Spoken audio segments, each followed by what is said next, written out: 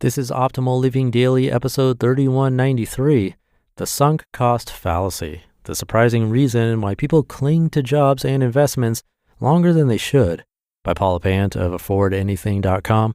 And I'm Justin Malik. Welcome back to the Sunday bonus episode where I share an episode from our Optimal Network covering another topic. And today's covering money, coming from our podcast Optimal Finance Daily. If you do enjoy this episode coming up, please do subscribe to or follow Optimal Finance Daily. Just search for that wherever you're listening to this. But with that, let's get right to the bonus episode and Diana's commentary as we optimize your life. The Sunk Cost Fallacy, the surprising reason why people cling to jobs and investments longer than they should, by Paula Pant of affordanything.com. Imagine that you bought a $100 ticket to a ski resort in Michigan. A few days later, you find a $50 deal for a ski resort in Wisconsin. The $50 Wisconsin deal promises better ski slopes, nicer snow, and an all-around more fun experience. On impulse, you buy that ticket too. Then you learn that the two ski tickets are valid only on the same day. Bummer. The tickets are non-refundable and non-transferable. Other costs are equal. You'll spend the same money and time traveling to Michigan or Wisconsin. Imagine that you have no emotional connection to either state. No family or friends live there.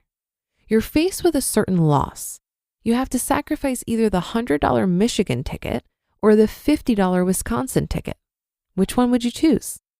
Researchers Hal Arkes and Catherine Blummer posed this question to a team of research subjects. The majority said they'd sacrifice the $50 Wisconsin ticket, even though it promised the more fun experience. Why?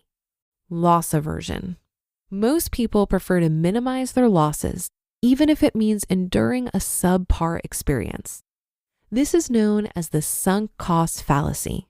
People reflect thinking along the lines of this fallacy when they say, well, I've already sunk this much money or time into it. I can't stop now. Would you spend your last million on a plane?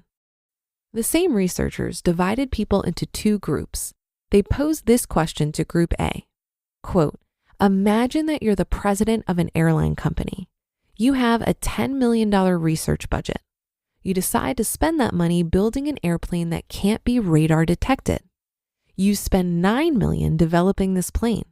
Before you're finished, a competitor unveils its undetectable plane. Your competitor's plane is faster, cheaper, stronger, and better than yours. Would you spend the last $1 million finishing out the development of your airplane? End quote. The researchers then posed the following question to Group B. Quote, you're the president of an airline company. You only have $1 million left in your research budget. Someone suggests that you put that $1 million towards the development of an airplane that can't be radar detected. However, you know that your competitor just released such a plane. You also know that your competitor's plane is faster, cheaper, stronger, and better than a plane you could create. Would you do it? End quote. The scenario is the same. Sunk cost is the only variable between groups A and B. How did the two groups respond? The vast majority of Group A, a whopping 80%, said yes, spend your last $1 million finishing the airplane. Less than 10% of Group B agreed. Would you get stuck in snow to justify your $12 ticket? Imagine this scenario. A man wins one free baseball ticket from a radio show. He doesn't want to attend the game alone, so he convinces his friend to buy a $12 ticket to accompany him. On the day of the baseball game, there's a freak springtime blizzard. The man who won the free ticket says, I don't want to go drive in the snow. I'm not going to the game. His friend, however, protests. I don't want to waste $12 I paid for the ticket. I want to go. The friend who purchased the ticket is not behaving rationally. The $12 has been paid whether one goes or not. It should in no way influence the decision to go. Only incremental costs should influence decisions, not sunk costs. But who among us is so rational? Says Arkes and Blummer. Would you throw good money after bad? A hungry lion crouches near a herd of zebras. He's been waiting for more than an hour, hoping to catch his next meal. The lion realizes he won't catch one of these zebras. They're too far away. They can outrun him.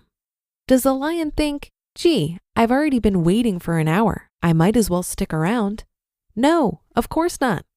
As soon as the lion figures out that he won't catch dinner, he leaves. Humans are unique. We throw good money after bad. We hang on to investments that we know are losers in an effort to see if we can break even.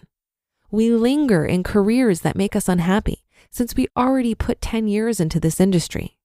We heap an additional debt onto our credit cards since I'm already in so much debt, an extra $200 won't matter. And we force ourselves to finish reading a boring book just because I'm already halfway through. The bottom line.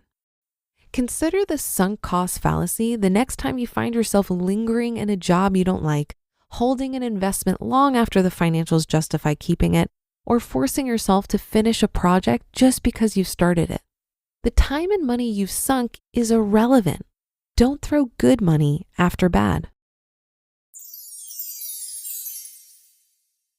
You just listened to the post titled The Sunk Cost Fallacy, the surprising reason why people cling to jobs and investments longer than they should, by Paula Pant of affordanything.com.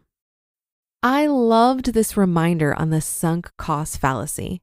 It can sneak into our lives in so many ways, and not just the sunk cost of money, but sunk costs around time and energy come to mind for me. Admittedly, I tend to overcomplicate things and to get attached to ideas, even when new information begs me to let the idea go. So for example, when I was in the earlier stages of planning the Economy Conference, which is an event I produce, I originally wanted to sell tickets through a Kickstarter campaign. I thought it would be good for marketing purposes, and I know some other people who were successful with Kickstarter on similar projects. I did a ton of research. I told everyone about my plans. I interviewed multiple filmmakers to produce an awesome video, and overall was pretty attached to this idea. However, it was going to be a huge investment of time and money, and through exploring the idea further, I discovered there were multiple reasons why it might not work out as well as I originally thought. It was a tough decision to make, but I ultimately ditched the Kickstarter plan and just opened up ticket sales through Eventbrite.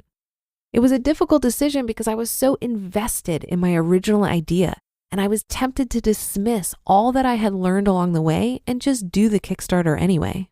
But in the end, I'm glad I didn't let the sunk cost fallacy drive that decision. That should do it for today. Have a happy rest of your day, and I'll see you tomorrow where your optimal life awaits.